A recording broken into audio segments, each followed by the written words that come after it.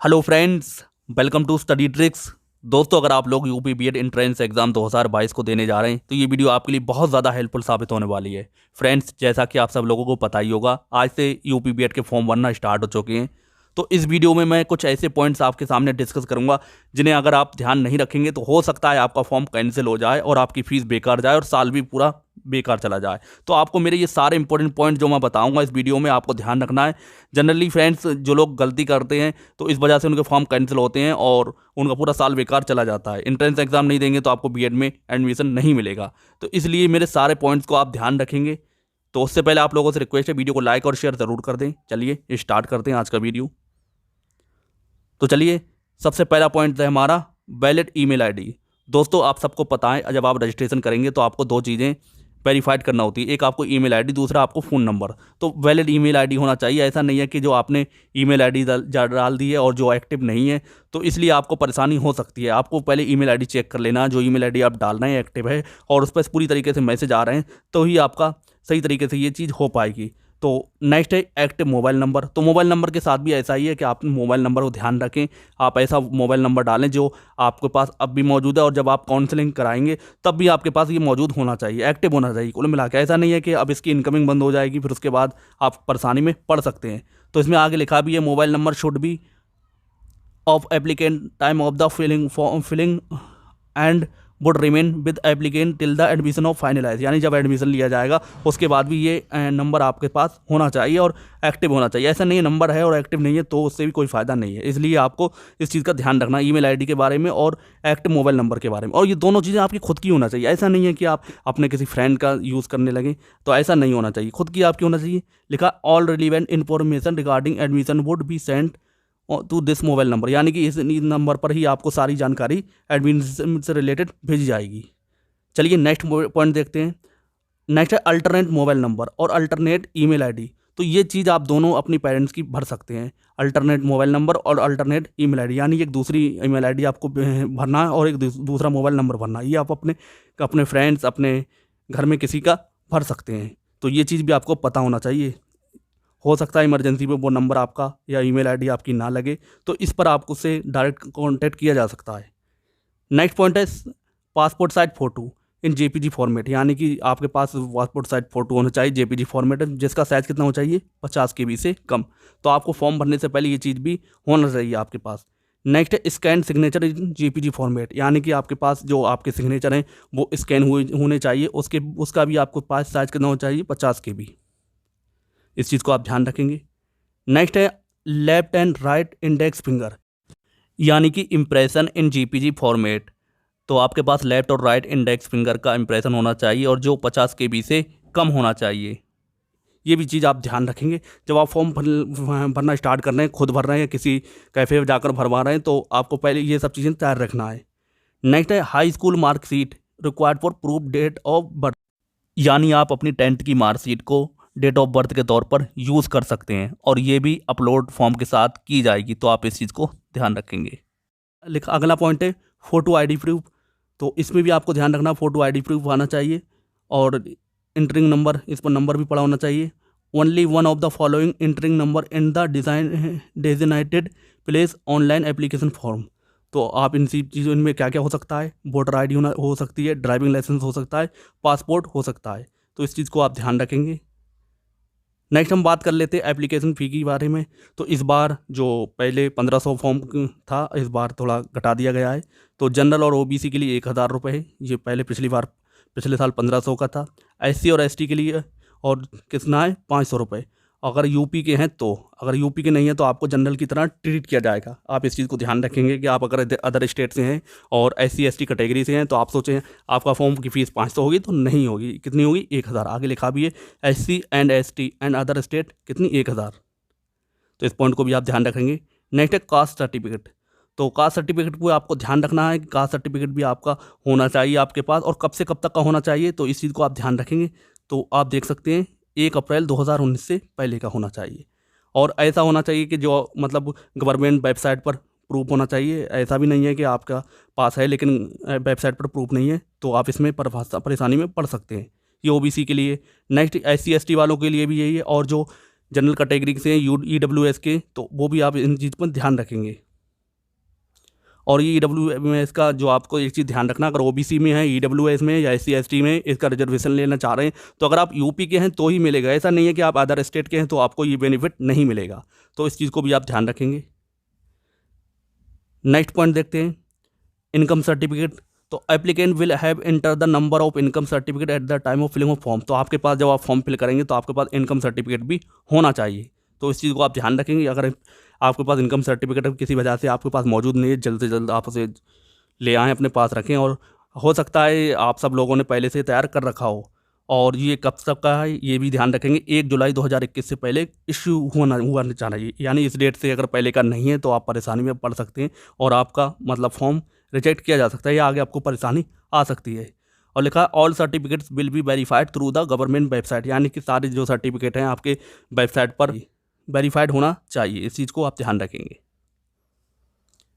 Next ये लिखा है सर्टिफिकेट्स वेटेज क्लेम्ड। तो यही है कि यूपी के अंदर अगर हैं तो ये आपको इस चीज़ का मिलेगा, वरना आपको नहीं मिलेगा। नेक्स्ट आपको ये सारी चीज़ें दे रखी हैं। आप यहाँ से आपको क्या क्या करना है, जब आप फॉर्म फिल करेंगे तो सबसे पहले आपको रजिस्ट्रेशन करना है। तो application fill have to fill have relevant to details from provided this field can not be edited later. मतलब एडिट नहीं कर पाएंगे। आप एक बार रजिस्ट्रेशन करें, रजिस्ट्रेशन को आपको बहुत अच्छी तरीके से फिल करना है, उसके बाद ही आप आगे बढ़ें, वरना आप इन चीज़ को एडिट दोबारा नहीं कर पाएंगे। तो इस चीज़ का आप ध्यान रखेंगे। अगला है applicant will receive the their login detail on the mobile number and email ID provided at the time of registration. Friends, जैसा ही आप रजिस्ट्रेशन करेंगे तो आपको जो आपको पासवर्ड प्रोवाइड कराया जाएगा आपके फ़ोन नंबर पर और आपकी ईमेल आईडी पर, जो मैंने आपको बताई है कि ये सब एक्टिव होना चाहिए। नेक्स्ट है पर्सनल डिटेल। स्टेप 2 में आपको पर्सनल डिटेल फिल करना है। Application have to enter the personal detail. आपको अपना नाम, एड्रेस, ये सारी चीज़ें डालना होंगी। स्टेप 3 की बात करते हैं। स्टेप 3 में आपको अपलोड द डॉक्यूमेंट। जो आपको डॉक्यूमेंट्स बताए गए, applicant have to upload their respective scan photo. जो फोटो है इस सिग्नेचर और left and right index finger. तो इस चीज़ को भी आप ध्यान रखेंगे। Impression and document related in sub category and claim the reservation. अगर आप इसका रिजर्वेशन लेना चाह रहे हैं तो आपको जो अपने डॉक्यूमेंट्स हैं वो सारे अपलोड करना होंगे। तो इस चीज़ को भी आप ध्यान रखेंगे। अगला पॉइंट है आपको आपके सामने एजुकेशनल क्वालिफिकेशन। तो एजुकेशनल क्वालिफिकेशन के हिसाब से आपको सारी चीज़ें भरना है। तो application have to fill their the educational qualification, enter the aggregate marks of subject, mention the marksheet. तो इस चीज़ को भी आप ध्यान रखेंगे। जो आपके मार्क्स हैं, फ्रेंड्स मैंने भी जो गलती करी थी, एक बार फॉर्म फिल किया था तो मैंने अपने मार्क्स गलत डाल दिए थे, मतलब कम डाल दिए थे। तो मेरे मार्क्स ज़्यादा थे, इस वजह से मेरा कोई दिक्कत नहीं आई। लेकिन आपको ये चीज़ ध्यान रखना है, अगर आप मतलब बीटेक नहीं है तो 50%, और अगर बीटेक किए हैं तो 55% में ही इस फॉर्म को फिल कर सकते हैं। तो ये चीज़ आपको पता होना चाहिए। लिखा दोस्त application who have appeared their UG PG final year semester examination in 2022 have to fill the name of their university and their roll number now. Friends, जो लोग अभी तक फाइनल ईयर में हैं और इस फॉर्म को फिल करना चाह रहे हैं तो अपने रोल नंबर को और सारी यूनिवर्सिटी का नाम भी आपको फिल करना पड़ेगा। All such application who to log in the fill their UG marks their appearing counselling, otherwise their candidate will be rejected. यानी उनका रिजल्ट जब काउंसलिंग कराई जाएगी तब तक आ जाना चाहिए और वो अपने मार्क्स को फिल करेंगे। बाकी वेटेज के बारे में दे रखा है, तो वेटेज आपको बता ही चुका हूँ। तो अगर आपके जो मतलब जिस भी कैटेगरी OBC में आ रहे हैं या EWS में आ रहा है, उसी हिसाब से आपको जो वेटेज मिलेगा और उसके डॉक्यूमेंट आपको अपलोड करना होंगे। नेक्स्ट इसमें दे भी रखा है candidate have the upload the certificate related to weightage of claimed by applicant and it should be duly sign by compliment issuing authority के द्वारा ये इशू किए जाने चाहिए। नेक्स्ट हम देखते हैं स्टेप 6 में आपको चॉइस ऑफ टेस्ट सेंटर भरना है। तो इसमें दे रखा है applicant have to fill their 3 choice of test centre, यानी कि 3 सेंटर को आप चॉइस कर सकते हैं। ऐसा नहीं है कि आप बहुत सारे सेंटर डाल दें, तो आप सोच समझ के भरें, ऐसा ना हो कि आपका कहीं सेंटर दूर चला जाए। In order of his her preference the test centre allotted may be different from his her choice. The university reserve to right allot any other test centre, यानी यूनिवर्सिटी के पास ये भी एक अलॉटमेंट कर सकता है कि वो आपको और कहीं भी सेंटर दे सकता है। नेक्स्ट है पेमेंट। तो पेमेंट के लिए आप ऑनलाइन इंटरनेट बैंकिंग यूज़ कर सकते हैं, डेबिट कार्ड, क्रेडिट कार्ड, किसी से भी पेमेंट को कर सकते हैं। उसके बाद अपने स्टेप 8 में आप प्रिंट एप्लीकेशन फॉर्म ले सकते हैं। नेक्स्ट है डाटा एडिटिंग। तो restricted data can be edited by candidate by logging the admission website using the correct details, send their email and register mobile number. In case of candidate may have missed out the login detail, they can regenerate the password by clicking forget password and link and entering registration number. The new login detail would send to register mobile number. यानी अगर आप अपना password को भूल जाते हैं तो forget password पर क्लिक करके आप आसानी से पता कर सकते हैं. वो लोग आपके ईमेल आईडी और रजिस्टर्ड नंबर पर आपको भेज देंगे ये चीज़. नेक्स्ट दे रखा है the data submitted in registration page and the opted category can not B edit under the any circumstances. यानी आपने जो रजिस्ट्रेशन किया है उसे आप कभी भी किसी भी हाल में एडिट नहीं कर पाएंगे. तो इस चीज़ को आप ध्यान रखेंगे, इसलिए इस रजिस्ट्रेशन बहुत सोच समझ के करेंगे. यहाँ से आप एग्री करेंगे और सबमिट कर देंगे. तो ये आप देख सकते हैं आपका ये रजिस्ट्रेशन का पेज ओपन हो चुका है. यहाँ से आप रजिस्ट्रेशन कर सकते हैं. तो कुछ और इंपॉर्टेंट नोट दिए जिन्हें आप ध्यान रखें. तो सबसे पहला दिया गया है please enter all detail strictly as per matriculation 10th certificate SSC. यानी कि आपको सारी डिटेल 10th की मार्कशीट के हिसाब से ही फिल करनी है. तो इस चीज़ को आप ध्यान रखेंगे. अगला पॉइंट है candidate should have minimum 14 year age. यानी कैंडिडेट की एज कितनी होना चाहिए? 14 ईयर.